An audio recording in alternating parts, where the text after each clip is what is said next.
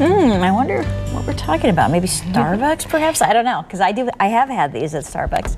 Crystal's here now with egg bites, and these look really tasty. Something that you can make ahead of time and have them for the whole week, perhaps, right? Exactly. In January, I feel like people ate too many Christmas cookies over the holidays, guilty.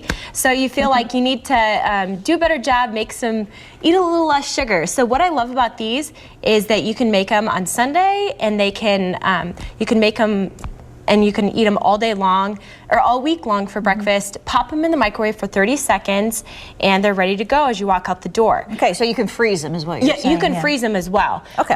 Also, so you want to start by preheating your oven to 300 degrees. Then you're going to take another baking pan, and you're going to fill it with 1 inch of water and put it in the bottom portion of your oven. Okay. This creates a humid environment for your eggs to cook evenly. Perfect. After that, it's so simple. We're just gonna add our eggs into our blender, and we're gonna add our cottage cheese.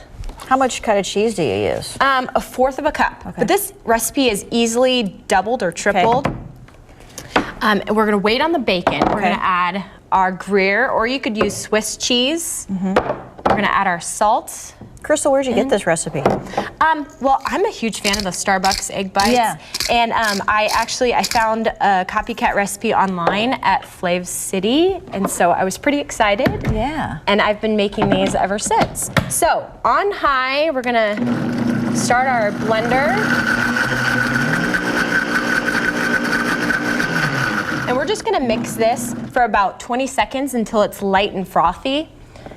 And then all we're gonna do is pour them into a greased egg muffin pan, because nobody wants to clean these dang muffin pans out. And the last step is to just place our bacon on top. The bacon on top. Okay. And that's it. And you pop them in the oven for 30 minutes, and they come out and they're light and fluffy and creamy, and I'm a big fan. Ooh, so perfect.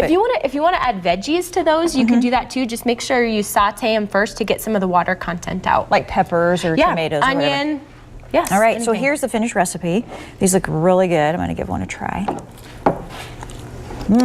These are good. Yes, they are. And I think they taste, the Starbucks recipe, they do the cooking process called sous vide, which I'm not going to go buy a pan for just that. So this is the next best alternative, is to use the water and make your oven humid. So right, I like it, and this recipe is already posted on our Pure Nebraska Facebook page if you guys want to write it down. So I know I will be. Thank you, Crystal. thank you. All right, back to you, John. Okay, well.